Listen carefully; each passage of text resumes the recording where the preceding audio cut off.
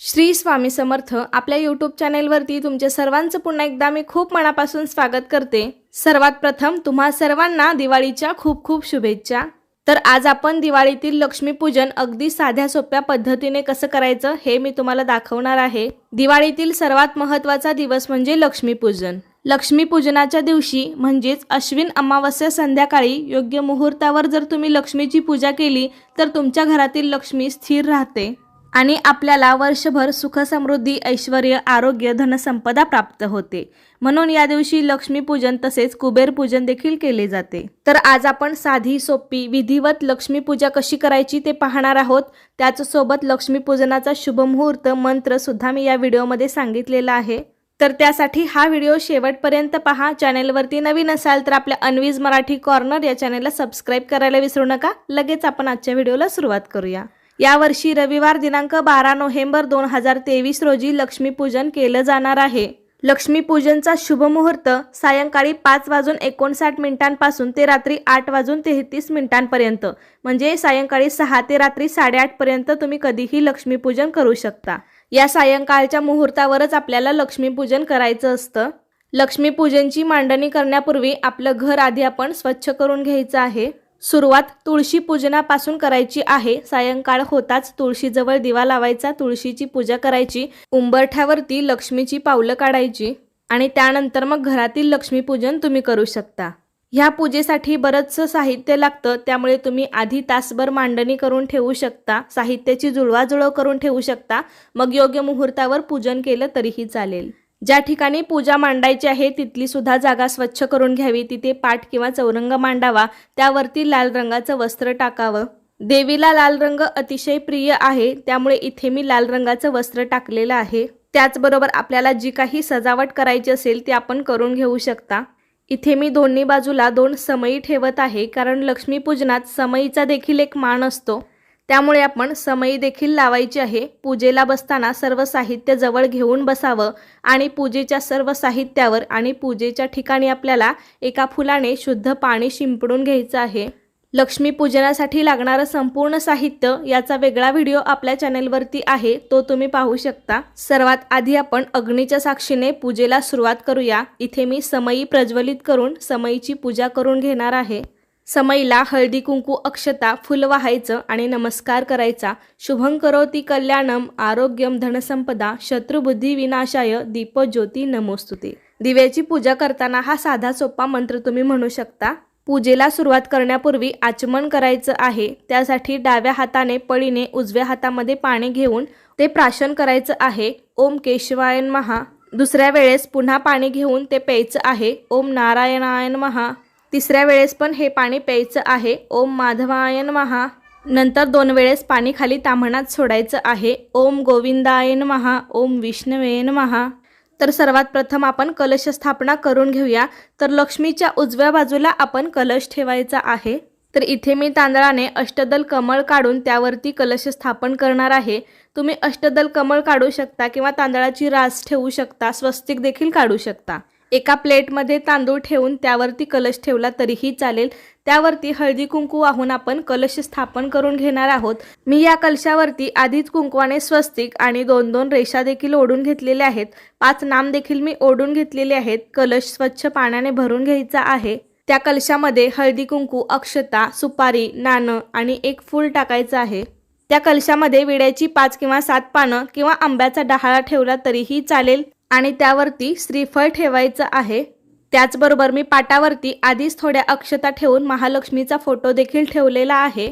त्या फोटो समोरच आपण 4 अशी जोड विड्याची पाने ठेवणार आहोत। कोणतीही पूजा करण्याआधी आपण श्री गणपती बाप्पांची पूजा करतो, तर एका ताम्हणामध्ये आपल्या देव्हाऱ्यातील मूर्ती घ्यावी आणि त्यावरती स्वच्छ पाण्याने नंतर पंचामृताने पुन्हा स्वच्छ पाण्याने अभिषेक करावा। तुमच्याकडे गणपतीची मूर्ती नसेल तर सुपारी पण घेऊ शकता। अभिषेक करताना ओम श्री गणेशाय नमः ओम श्री गणेशाय नमः हा मंत्र म्हणावा। पहिल्या जोडविड्याच्या पानावरती थोड्या अक्षता ठेवून त्यावरती हळदी कुंकू वाहून आपण गणपतीची स्थापना करावी। तसेच तुमच्याकडे जर लक्ष्मीची मूर्ती असेल किंवा श्रीयंत्र असेल तर ते सुद्धा तुम्ही पूजेमध्ये ठेवू शकता। तर माझ्याकडे श्रीयंत्र आहे, तर मी श्रीयंत्रावरती सुद्धा पाण्याने पंचामृताने अभिषेक करून घेत आहे। सर्व मंगल मांगल्ये शिवे सर्वार्थ साधिके शरण्ये त्र्यंबके गौरी नारायणी नमोस्तुते। ही पूजा करत असताना सतत आपण देवाचे नामस्मरण करत राहायचे आहे। तर दुसऱ्या जोडविड्याच्या पानावरती मी श्रीयंत्र स्थापन करणार आहे। तर नेहमीप्रमाणेच थोड्या अक्षता त्यावरती हळदी कुंकू वाहून आपण श्रीयंत्र स्थापन केलेलं आहे। श्रीयंत्र ठेवल्यावरती त्यावरती कमळगट्ट्याची माळ ठेवायची, कारण कमळ हे माता लक्ष्मीला अत्यंत प्रिय आहे। या दिवशी लक्ष्मीसोबत कुबेर देवतेची ही पूजा केली जाते। तुमच्याकडे कुबेराची मूर्ती असेल तर ती तुम्ही घेऊ शकता, मूर्ती नसेल तर कुबेराचं प्रतीक म्हणून आपण सुपारी घ्यायची आहे आणि त्यावरती पाण्याने पंचामृताने अभिषेक करून त्याची देखील पूजा करायची आहे। कुबेर देवतेला अभिषेक करताना ओम श्री कुबेराय नमः, ओम श्री कुबेराय नमः हा मंत्र म्हणावा। त्यानंतर पुन्हा एका तांबणामध्ये मी एक सुपारी घेतलेली आहे, ती सर्व देवांचं प्रतीक म्हणून घेतलेली आहे। ही सुपारी सर्व देवांची म्हणून घेतलेली आहे। यावरती सुद्धा पाण्याने पंचामृताने अभिषेक करून ती सुद्धा आपण विड्याच्या पानावरती स्थापन करणार आहोत। यावेळी अभिषेक करताना आपण आपल्या कुलदेवतेचं स्मरण करायचं आहे। लक्ष्मीपूजन सुरू असताना आपण आपल्या घरातील सर्व खिडक्या दरवाजे उघडे ठेवायचे आहेत। तसेच लक्ष्मीपूजन सुरू असताना कोणासोबतही आर्थिक व्यवहार करू नयेत, कारण या दिवशी आपण पैशांची देखील पूजा करत असतो। त्यामुळे या दिवशी आपण सायंकाळनंतर आर्थिक व्यवहार करू नयेत। तर या ठिकाणी आपण सर्व देवी देवतांना अभिषेक करून घेतला। सर्वात आधी गणपतीची पूजा करायची। गणपतीला चंदन हळदी कुंकू लावायचं, अक्षता वाहायच्या, फूल वाहायचं। त्याचबरोबर आपण जे श्रीयंत्र ठेवलेलं आहे त्या श्रीयंत्राची देखील अशीच पूजा करून घ्यायची। श्रीयंत्रावरती हळदी कुंकू, अक्षता वाहायच्या, फूल वाहायचं।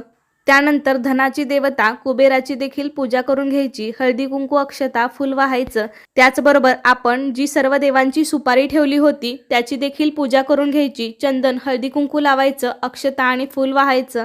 सर्व देवांना अगरबत्ती ओवाळायची। त्यानंतर आपण पाटावरती जो लक्ष्मी मातेचा फोटो ठेवलेला आहे तर त्याची देखील पूजा करून घ्यायची। तुम्ही मूर्ती ठेवली असेल किंवा फोटो ठेवला असेल तरी पण चालेल। पाटावरती थोड्या अक्षता ठेवून मी आधीच लक्ष्मीचा फोटो ठेवलेला आहे आणि त्या फोटोवरती लाल चुनरी देखील ठेवलेली आहे। फोटोला हार घालून घेतलेला आहे। लक्ष्मीला सुद्धा आपण चंदन हळदी कुंकू लावायचं, अक्षता वाहायच्या आणि शक्य असल्यास एक लाल फूल अर्पण करायचं। लक्ष्मी ही विष्णूशिवाय अपूर्ण आहे असं म्हटलं जातं, त्यामुळे महालक्ष्मीची पूजा केल्यानंतर आपल्याला विष्णूचं देखील स्मरण करायचं आहे। महालक्ष्मीची पूजा झाल्यानंतर आपल्याला ओम नमो भगवते वासुदेवाय नमः हा मंत्र 11 वेळा म्हणायचा आहे, कारण जिथे विष्णूची पूजा केली जाते तिथे माता लक्ष्मी प्रसन्न होते, त्यामुळे हा मंत्र आपल्याला म्हणायचा आहे। महालक्ष्मीची पूजा झाल्यानंतर आपण जो कलश मांडला होता त्या कलशाची देखील पूजा करून घ्यायची। कलशाला पण आपण हळदी कुंकू लावून, अक्षता वाहून, फूल वाहायचं आहे। तसेच तुमच्याकडे कवड्या असतील तर त्या सुद्धा तुम्ही पूजेमध्ये ठेवू शकता। इथे माझ्याकडे 5 पिवळ्या कवड्या आहेत, त्याची देखील मी पूजा करून घेणार आहे हळदी कुंकू, अक्षता, फुलं वाहून, कारण पिवळ्या कवड्या या माता लक्ष्मीला अत्यंत प्रिय आहेत। कवड्या या लक्ष्मीकारक असतात, त्यामुळे आपण कवड्यांची देखील इथे पूजा केलेली आहे। सर्व देवांना आपण कापसाचे वस्त्र घालून घेऊया। श्रीयंत्रावरती तुम्ही लाल पिवळ्या धाग्याचं वस्त्र देखील ठेवू शकता। तसेच या दिवशी धान्यांच्या राशीची देखील पूजा केली जाते। तर इथे समोरच मी थोड्या अक्षता ठेवून त्यावरती धान्यांनी भरलेले सुगड ठेवणार आहे, कारण लक्ष्मी म्हणजे केवळ पैसा अडका नसून सोने, नाणे, संपत्ती, संतती, धान्य, गुरेवासरे हे सर्व लक्ष्मी समजलं जातं। त्यामुळे आपण धान्यांची देखील या दिवशी पूजा करायची असते। इथे मी 5 सुगड ठेवणार आहे। काही ठिकाणी 7 सुद्धा ठेवतात किंवा काही ठिकाणी ठेवले सुद्धा जात नाहीत। तुमच्याकडे जशी पद्धत आहे त्यानुसार तुम्ही करू शकता। या ठिकाणी मी एकात नाणी, एकात लाह्या बत्तासे आणि बाकीच्यात धान्य भरून घेतलेलं आहे। लक्ष्मी पूजन दिवशी लाह्या बत्तासांना खूप महत्त्व असतं, त्यामुळे आपण या दिवशी हे अवश्य ठेवायचं आहे पूजेमध्ये। तसेच आपण केरसुणीलाही लक्ष्मी मानत असतो, त्यामुळे आपण या दिवशी लक्ष्मी पूजनात केरसुणी ही ठेवायचीच आहे। त्याचबरोबर आपण एक पानाचा विडा ठेवायचा आहे। त्यासाठी जोड पानाच्या विड्यावरती आपण खारीक, खोबरं, हळकुंड, बदाम, सुपारी हे सर्व ठेवायचं आहे। त्यावरती सुद्धा हळदी कुंकू, अक्षता वाहून एक फूल ठेवायचं आहे। त्याचबरोबर लक्ष्मी ही धनदेवता असल्यामुळे या दिवशी आपण पैशांची, सोन्याची, आपले जे काही पासबुक, ATM कार्ड इत्यादींची देखील पूजा करून घ्यायची आहे। आपली वर्षभराची हिशोबाची वही असेल तर त्याची देखील पूजा करावी। या सर्व गोष्टींवरती हळदी कुंकू, अक्षता, फुलं वाहायची आहेत। काही ठिकाणी फटाक्यांची देखील पूजा केली जाते। तर प्रत्येक भागानुसार थोडीफार पद्धत ही वेगवेगळी असते, त्यामुळे तुम्ही तुमच्या पद्धतीनुसार तुमच्या भागामध्ये जसं केलं जातं त्यानुसार तुम्ही करू शकता। ही सर्व पूजा आपण अगदी मनोभावे करायची आहे। या दिवशी आपण घरामध्ये कोणतेही वादविवाद, भांडणं, कटकटी अशा गोष्टी करू नयेत। तर मी या ठिकाणी सर्व दागिन्यांची, पैशांची पूजा करून घेतली। तसेच आपण केरसुणीची देखील हळदी कुंकू, अक्षता, फुल वाहून पूजा करायची आहे। ह्या लक्ष्मी पूजनामध्ये केरसुणी ही अत्यंत महत्त्वाची असते, त्यामुळे तुम्हाला छोटी मिळाली तरी अवश्य घ्या, मात्र याची पूजा आपल्याला या दिवशी करायचीच असते। सर्वात शेवटी आपण नैवेद्य दाखवायचा आहे। तर भरीव पाण्याचा चौकोन करून आपण त्यावरती नैवेद्य ठेवणार आहोत। या ठिकाणी मी लाडू घेतलेले आहेत। तुमच्या घरामध्ये जो काही दिवाळीसाठी फराळ बनलेला असेल तो तुम्ही सर्व ठेवून घ्यायचा आहे इथे पूजेमध्ये। तसेच वेगवेगळ्या प्रकारची मिठाई देखील ठेवू शकता, फळे सुद्धा ठेवायचे आहेत तुम्हाला या पूजेमध्ये। अनेक ठिकाणी पुरणपोळीचा देखील नैवेद्य केला जातो, तर आमच्या भागामध्ये या दिवशी पुरणपोळीचा नैवेद्य लक्ष्मीसाठी बनवला जातो। तुमच्याकडे जशी पद्धत आहे त्यानुसार तुम्ही करू शकता। नैवेद्याभोवती 3 वेळा पाणी फिरवून घ्यावे। नैवेद्यम समर्पयामी, नैवेद्यम समर्पयामी। तसेच सर्वात महत्त्वाची गोष्ट म्हणजे आपल्याला या पूजेमध्ये धणे देखील पूजून घ्यायचे आहेत। तर एका वाटीमध्ये मी थोडेसे धणे घेतलेले आहेत आणि याची देखील आपल्याला या पूजेमध्ये पूजा करून घ्यायची आहे। तुम्ही हे धणे बोळक्यामध्ये सुद्धा घेऊ शकता। तर या धण्याला देखील आपण हळदी कुंकू वाहून त्याची पूजा करून घ्यायची आणि त्यानंतर हे सर्व धणे आपण ज्या ज्या वस्तूंची पूजा केलेली आहे त्या सर्वांवरती वाहायचे आहेत। सर्व देवाला आपण हे धणे वाहायचे आहेत। ह्या धण्याचं सुद्धा वेगळंच महत्त्व असतं या लक्ष्मी पूजनच्या दिवशी।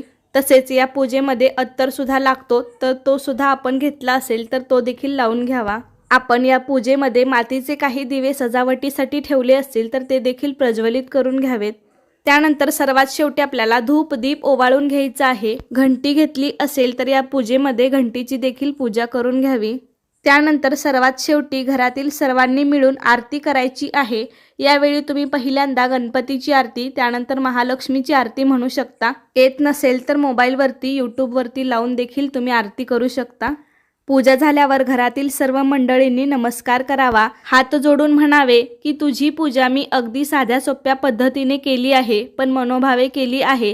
तू ती स्वीकार कर आणि आम्हा सर्वांना निरोगी उदंड आयुष्य मिळू दे आणि तुझी कृपा आमच्या कुटुंबावर नेहमी असू दे, अशी देवीला प्रार्थना करावी। पूजा झाल्यावरती तुम्हाला ज्या काही सेवा करायच्या असतील त्या करू शकता। महालक्ष्मी अष्टकम, श्री सूक्त, महालक्ष्मी सूक्त या सर्व तुम्ही पाठ करू शकता। सर्वात शेवटी क्षमा प्रार्थना करावी। आमच्याकडून काही चूकभूल झाली असेल तर आम्हाला मोठ्या मनाने माफ कर, अशी प्रार्थना करावी। तर अशा प्रकारे लक्ष्मीपूजनची पूजा इथे संपन्न झालेली आहे। तर तुम्ही सुद्धा येत्या दिवाळीला अशा पद्धतीने लक्ष्मीपूजन करा। आपण अगदी सोप्या पद्धतीने मंत्र अभिषेक सहित पूजा केलेली आहे। तुम्हाला सुद्धा खूप छान प्रसन्न वाटेल। तर कसा वाटला तुम्हाला माझा आजचा व्हिडिओ मला नक्की सांगा। जास्तीत जास्त लोकांपर्यंत शेअर करा आणि चॅनलवरती नवीन असाल तर सबस्क्राईब करायला विसरू नका। धन्यवाद।